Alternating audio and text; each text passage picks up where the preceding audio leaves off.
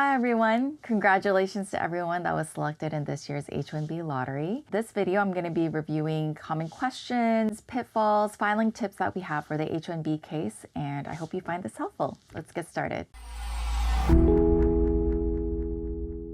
Can applicants file more than one H-1B applicant at a time?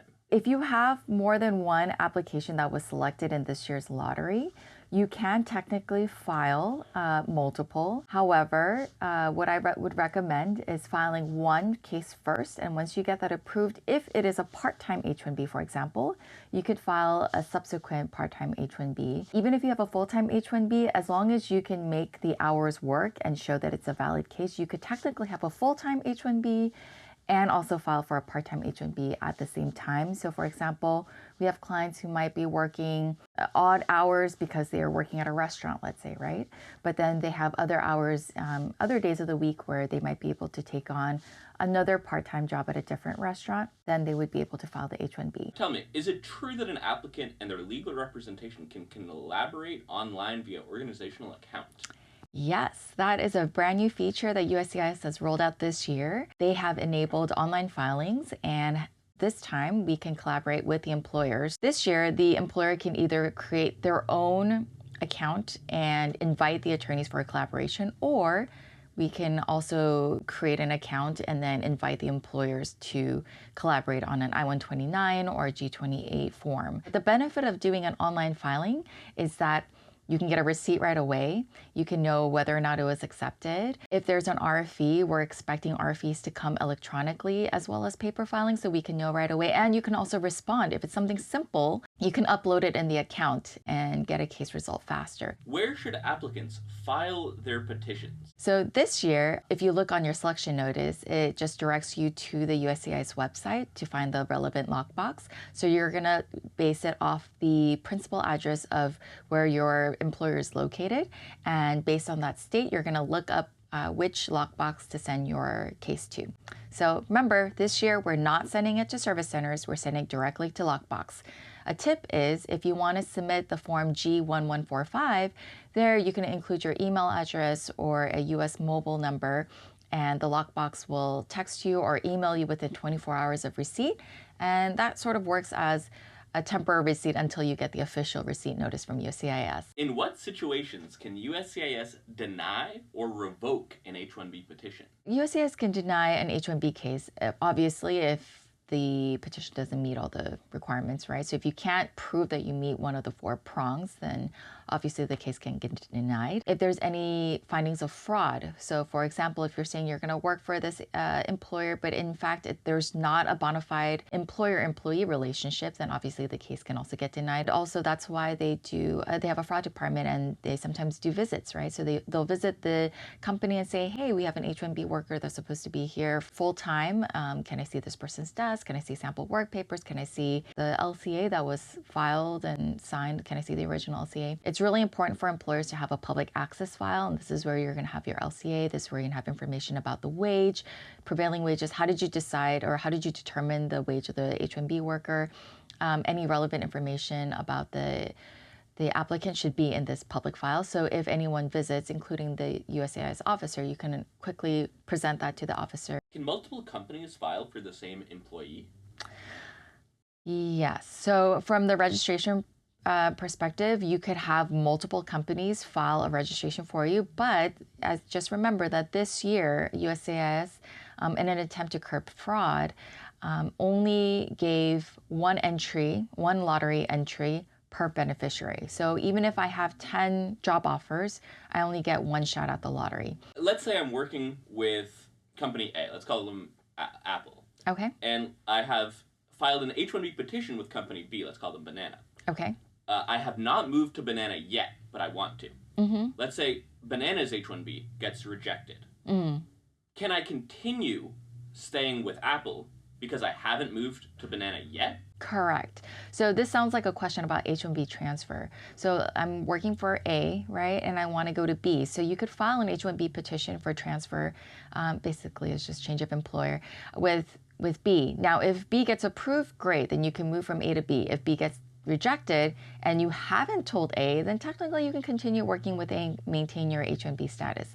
Now, the problem that I see is because the regulations allow you to move jobs after the case has been received by USCIS. So while the case is pending for B, you can technically change employers and start working for employer B. The problem is, what if the case gets denied?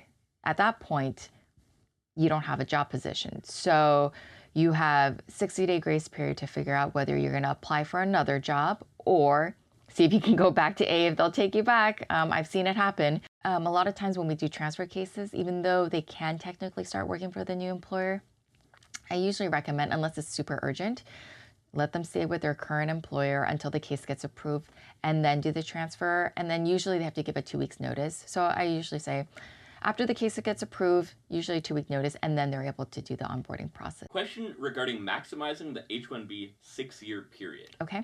Let's say I got H-1B approval in 2010. Okay. Came to the U.S., and then I left a couple years later because I didn't like things. Now, things have changed. I like to go back. Do I have to go through the lottery again? No. So you're one of the lucky ones. Once you go through the lottery, you get 6 years of H-1B until you use it up. So let's say you came in 2010, you worked for, let's say, 2 years, you decided to go back to your home country. And now you're like, I have a really great job offer in the US. It's in my field, right? So remember, it still has to meet the requirements of the H-1B. But now, because you have 4 years left, you can file for a 3-year petition, recapture your unused H-1B dates with this new employer. And I've done it many times. The only thing, just keep in mind that when you are doing recapture, you have to prove, one, that you do have a valid H-1B, that you did comply with the terms of the H-1B. So tax return, pay stubs, letter from the employer, H-1B approval notice. And then you also need proof that you weren't in the US. You can use your exit entry records from the I-94. You can also use your exit and entry records from your home country. You have to show proof that you were not in the US, that you were not working in H-1B at that time. And then remember, on the I-129 Supplement H, there's a section where you write the periods where the beneficiary was in the US and in what status, right? H-1B or L-1. So make sure you write those exact dates so then you can capture exactly how much you have left. And this is especially important, for example, if you worked for, let's say, 5 years. Now you have 1 year left. Or 5 years and a half, so you have 6 months left. Every minute counts, every day counts. You want to be able to capture all the vacations where you're outside of the US, all the business trips where you're outside of the US. You can capture those dates as well. And you'd be surprised how much it can really add up. So this is not just for people who are recapturing dates, but you can also recapture dates if you've been working for 6 years, but you realize you want to do that final extension. You might have a year that you're outside of the US, you can recapture that as well. Can I register for the H-1B lottery if I'm in F1 status? Yes, of course. A lot of our students apply for H-1B. A lot of our students in OPT in particular, because they do have a job offer, most of the time, apply for the H-1B. Just to add a little bit more, let's say you're working on OPT and your status is going to expire in June. Can you apply for H-1B? Absolutely. There's something called cap gap. So as long as we file your petition before your OPT expires, you can continue to work on your OPT until you change your status to H-1B in October 1st. Even if your OPT expired, let's say June 30th. Those couple months in the summer until October 1st, USCIS, under cap gap rules, allows you to currently work. That's a great benefit. And that's something to keep in mind, because on the flip side, let's say your OPT expires February 28th. Or let's say it expires March 31st, right? Before we can file for the H-1B, then unfortunately cap gap does not apply. Best option for you is to file for consular processing. Go abroad. If the H-1B gets approved, then get a new H-1B visa, come back and start working on October 1st. Or if you're able to change your status from F1 to maybe B1, B2, in the meantime, that might be an option for you to stay in the US longer if that's the case, but you can't work, remember, while you're waiting. Can I be going to school in an F1 status and be working part-time as an H-1B? Technically, under the H-1B, you can go to school. So there's nothing prohibiting a person on H-1B status from attending school, but they need to be complying with the terms of the H-1B. So if you're saying you're going to be working a full-time job, well, it better be a nighttime school, or else it's going to conflict with the terms of your H-1B. But technically, there's nothing stopping an H-1B worker from working. Now, you're not going to be, you can only have one status at a time. So if you're going from F1, you'd be changing your status to H1, you'd be working, but you can technically finish up your degree. Can I stay in the US while waiting for my H-1B to start? So you can if you have underlying status. So this might be a question from someone who's in F1 status, like I said, and your OPT expires, but it expires before October 1st. Depending on whether we're able to file the H-1B petition while you're on OPT status, yes, you can stay and you can even work. Now, if you're on F1 status, and let's say you're in that other scenario where your OPT expired before we can file it, you could stay for 60 days during your grace period, but you do need to leave. If you're here on any other status, let's say you're here on B1, B2, and somehow you got lucky and you got selected for the lottery, let's say you come in, you can file for change of status. You can stay while your change of status petition is pending, but you can't work if you're on B1, B2 status, obviously. What are my options if my H-1B gets rejected? This is a common question we get, especially after the lottery. Let's say you weren't selected for the lottery, or worse, you were selected, but your case got denied. What are my options? So there's so many ways to tackle this. One, you could go back to school. I know it's not something that a lot of F1 students want to hear. Remember, when you go back to school, if you complete a degree, you can apply for OPT. You can also apply for H-1B every year while you're in F1 status. So maybe you didn't get selected this year, but next year, even if you're in the middle of your program, you get selected, you can choose. Do you want to finish your degree or do you want to work? Also, you can apply for CPT. So CPT allows you to work while you're in school, right? You could do an externship. So that might be a way for you to work and get work experience while going to school and staying on F1 status. So F1 is a big one. We also have a lot of students consider maybe E1 or E2. If your nationality falls under the treaty countries, maybe you want to invest in a US business.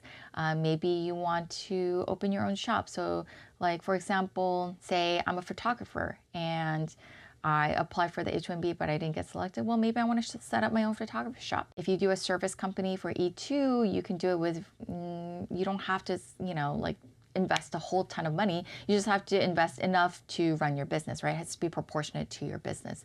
So we do a lot of consultations for people who maybe want to open their own business and do E1 or E2. Another option is if you worked abroad for 1 year, maybe there's a branch office in the US that you can apply to and do an L1.